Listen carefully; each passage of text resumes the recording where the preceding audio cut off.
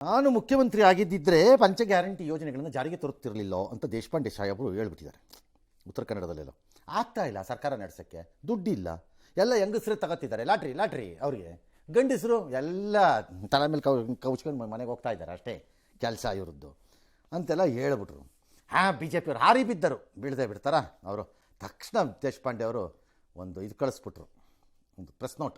ಇಲ್ಲಪ್ಪ ನನ್ನ ಮಾತನ್ನು ತಪ್ಪಾಗಿ ಅರ್ಥೈಸಿ ಸುದ್ದಿ ಮಾಡ್ತಾರೆ, ವಿಷಾದನೀಯ ಅಂತದ್ದು. ನಮಗೇನು ತಲೆ ಕೆಟ್ಟಿದೆಯಾ? ನಿಮ್ಮನ್ನು ಈ ವಯಸ್ಸಲ್ಲಿ ತಪ್ಪಾಗಿ ಮಾಡಿ ನಿಮ್ಮನ್ನು ತಗೊಂಡೋಗಿ ನೇಣಿಗಂಬಕ್ಕೆ ಹಾಕಬೇಕು ಕಾಂಗ್ರೆಸ್ ಪಾರ್ಟಿನಲ್ಲಿ ಅಂತ ನಮಗೇನು ತಲೆ ಕೆಟ್ಟಿದೆಯಾ? ಆಮೇಲೆ ದೇಶಪಾಂಡೆನ ಅರ್ಥ ಮಾಡ್ಕೊಳ್ಳೋ ಚಾನ್ಸೇ ಇಲ್ಲ ಬಿಡ್ರಿ. ಕರೆಕ್ಟ್ ಅವ್ರು ಹೇಳಿದ್ರು ಸರಿ. ಯಾಕೆ ಸರ್? ಅವ್ರ ಲೆವೆಲ್ ಏನು ತಮಾಷಿನ ಹುಡುಗಾಟನ ಅವ್ರು ಮಾತಾಡೋದಕ್ಕೆ ವಿಡಿಯೋನೇ ಇದೆಯಲ್ಲ ಸರ್, ಅದಕ್ಕಿಂತ ಬೇಕಾ? ವಿಡಿಯೋ ಇಲ್ಲ, ರೀ ಹಂಗೆಲ್ಲ ಮಾತಾಡ್ತಾರೆ. ಕಾಂಗ್ರೆಸ್ಸಲ್ಲಿ ಒಂದು ರೋಗ ಬಂದಿದೆ ಕಳೆದೊಂದು 6-7 ತಿಂಗಳಲ್ಲಿ, ಒಂದು ವರ್ಷದೊಳಗಡೆ.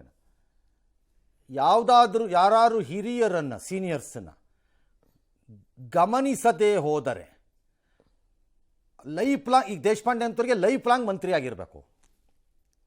ಲೈಫ್ ಲಾಂಗ್ ನಾನು ಅದಕ್ಕೆ ಇರೋವರೆಗೂ ಮಂತ್ರಿ ಆಗಿರ್ಬೇಕು, ಅಷ್ಟೇ ಅವ್ರದ್ದು ಪಾಲಿಸಿ ಅಂತ ಇಟ್ಕೊಳ್ಳಿ. ಸುಮ್ಮನೆ ಆಗಲಿಲ್ಲ ಅಂತ ಇಟ್ಕೊಳ್ಳಿ, ಸುಮ್ಮನೆ ಒಂದು ಸ್ಟೇಟ್ಮೆಂಟ್ ಬಿಡೋದು ಯಾವುದೋ ಒಂದು. ಇಲ್ಲ ಇಡೀ ಪಕ್ಷದಲ್ಲಿ ಏನಪ್ಪ ದೇಶಪಾಂಡೆ ತಗೊಳ್ರಪ್ಪ ಫೋನು ಅಂತ, ಅರೆ ಇಲ್ಲಿದ್ದೀನಿ ಹುಷಾರ್, ಇದು ಅದೇನೆ ನೋಡಿ. ಸಿದ್ದರಾಮಯ್ಯ ಸರ್ಕಾರ 5 ಗ್ಯಾರಂಟಿಗಳು, 2,000 ರೂಪಾಯಿ ತಿಂಗಳ ಹೆಣ್ಮಕ್ಳಿಗೆ, ಲಾಟ್ರಿ ಗಂಡಸ ಪರಿಸ್ಥಿತಿ ಕೆಟ್ಟಾಗ್ಬಿಟ್ಟಿದೆ. ಹೆಚ್ಚು ಗಂಟು ಮಾತಾಡೋದು 2,000 ತೋರಿಸ್ತೀವಿ. ಈಗ ಕರೆಂಟ್ ಬಿಲ್ ಮನೆಯದು ಇಲ್ಲ, ಯಾವ ಮನೆಗೂ ಕರೆಂಟ್ ಬಿಲ್ ಇಲ್ಲ. ಯಾವ ಪರಮಾತ್ಮ ಸಿದ್ದರಾಮಯ್ಯ ದೇವರು. ಈಗ ಬಿಜೆಪಿಯವರು ಮಾತಾಡಿದ್ರೆ ಟೀಕೆ ಅಂತಾರೆ. ಈಗ ಹಿರಿಯ ಶಾಸಕರು ದೇಶಪಾಂಡೆ ಅವರು, ಅನುಭವಿ ಶಾಸಕರು, ಅವ್ರು ಹೇಳ್ತಿದ್ದಾರೆ ಅಂತ ಹೇಳಿದ್ರೆ ಅದ್ರಲ್ಲಿ ಆಯ್ತು ಬಿಡ್ರಿ. ಅಲ್ಲ, ಈ ಚುನಾವಣೆಗೆ ಮುಂಚೆ ಹೇಳಬೇಕಿತ್ತು. ಆಯ್ತಪ್ಪ, ಹಳಿಯಾಳದಲ್ಲಿ ಹೆಂಗಸ್ರಿಗೆ ಹೇಳಿ, ದೇಶಪಾಂಡೆ ಸಾಹೇಬ್ರ ನೀವು ಹೇಳಿದ್ರಲ್ಲ ಲಾಟ್ರಿ ನಮ್ಮನ್ನ ಅಂತ ತಗೊಳ್ರಿ ಮತಾನವೇ, ನಾವು ಲಾಟ್ರಿ ಅಂತ ಬೇರೆಯವ್ರು ಕೊಡ್ತೀವಿ ಅಂತ ಬೇರೆಯವ್ರು ಕೊಡಿ. CM ಹೇಳಿದ್ರಲ್ವಪ್ಪ, ಇದೆಲ್ಲ ಯಾಕೆ ತಂದಿದ್ದೀವಿ? ಹೆಣ್ಣು ಮಕ್ಕಳಿಗೆ ಏನನ್ನು ಕೊಟ್ಟಿದ್ದೀವಿ?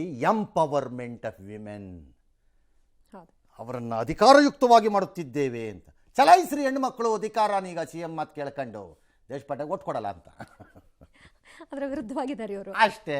ಅಲ್ಲಿಗೆಲ್ಲ ಪ್ರಾಬ್ಲಮ್ ಸಾಲ್ವ್.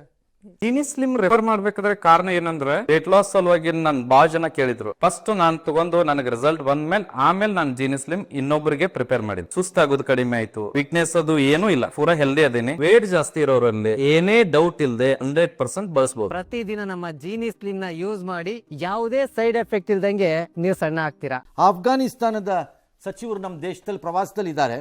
ಗಲಾಟೆನಲ್ಲಿ ಅಲ್ಲಿ ಗಲಾಟೆ ನಡೀತಾ ಇದೆಯಲ್ಲ ಒಬ್ರಿಗೊಬ್ಬರು, ಪಾಕಿಸ್ತಾನ ಮತ್ತು ಅಫ್ಘಾನಿಸ್ತಾನಕ್ಕೆ. 23 ಪಾಕಿಸ್ತಾನಿ ಸೈನಿಕರು, 200 ತಾಲಿಬಾನ್ ಸೈನಿಕರು ಹತಾರಾಗಿದ್ದಾರೆ ಅಂತ ಪಾಕಿಸ್ತಾನಿ ಸೇನೆ ಹೇಳ್ತಾ ಇದೆ. ಇಬ್ಬರು ಚಚ್ಚಾಗ್ತಾ ಇದ್ದಾರೆ. ಅವರು ಜೋಕರ್ ಇದ್ದಾರಲ್ಲ ಸಾಹೇಬ್ರು, ಪಾಕಿಸ್ತಾನ ಜೋಕರ್, ಅವರು ಈಜಿಪ್ಟ್ ಕೂಡ ಹೋಗ್ಬಿಟ್ಟಿದ್ದಾರೆ.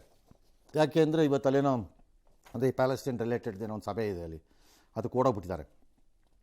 ಸರಿ, ಟ್ರಂಪ್ ನಾನು ಅದನ್ನು ನಿಲ್ಲಿಸ್ತೀನಿ ಅಂತಂತಿದ್ದಾರೆ. ನಿಲ್ಲಿಸ್ತಾರ ಬಿಡ್ತಾರ ನಂಗೆ ಗೊತ್ತಿಲ್ಲ. ಹೋಟೆಲಲ್ಲಿ ಬಡದಾಡ್ತಿರೋದು ಹೆಂಗೆ ಬಡದಾಡ್ತಿದ್ದಾರೆ ಅಂತಂದರೆ ಅಲ್ಲಿ ಇನ್ನೇನಾಗುತ್ತೋ ಗೊತ್ತಿಲ್ಲ. ಎಂದಿನಂತೆ ಪಾಕಿಸ್ತಾನ, ಇದಕ್ಕೆಲ್ಲ ಕಾರಣ ಭಾರತ. ಸೇಮ್ ಇಂಡಿಯಾನಲ್ಲಿ ಏನೂ ಸಿಕ್ಲಿಲ್ವಾ, RSSನ ಈ ದೇಶದಿಂದ ಅಂತನ್ಬಿಡೋದು. ಏನು ಕಾಣಿಸ್ತಿಲ್ವಾ, ಅವನು ಪಾಕಿಸ್ತಾನಿ, ಅವನನ್ನು ಪಾಕಿಸ್ತಾನಕ್ಕೆ ಕಳಿಸ್ಬೇಕು ಅಂತನ್ಬಿಡೋದು.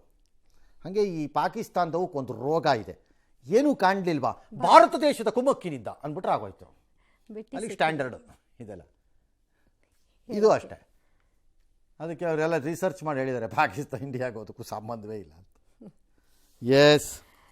ಇನ್ನು ತಮಿಳುನಾಡಿನ ವಿಧಾನಸಭಾ ಚುನಾವಣೆ ಹತ್ತಿರ ಇರೋ ಹೊತ್ತಲ್ಲೇ ಕರೂರು ಕಾಲ್ತುಳಿತ ಬಗ್ಗೆ CBI ತನಿಖೆ ನಡೆಸುವಂತೆ ಸುಪ್ರೀಂ ಕೋರ್ಟ್ ಆದೇಶ ಮಾಡಿದೆ. ಅಲ್ಲದೆ ನಿವೃತ್ತ ಸುಪ್ರೀಂ ಕೋರ್ಟ್ನ ನ್ಯಾಯಮೂರ್ತಿ ಅಜಯ್ ರಸ್ತೋಗಿ ತಮಿಳುನಾಡು ಮೂಲದವಲ್ಲದಂತಹ 2 IPS ಅಧಿಕಾರಿಗಳ ನೇತೃತ್ವದಲ್ಲಿ ತ್ರಿಸದಸ್ಯ ಸಮಿತಿಯನ್ನು ರಚಿಸಿದೆ. CBI ತನಿಖೆಯ ಮೇಲ್ವಿಚಾರಣೆಯನ್ನು ಈ ಸಮಿತಿ ವಹಿಸುತ್ತೆ.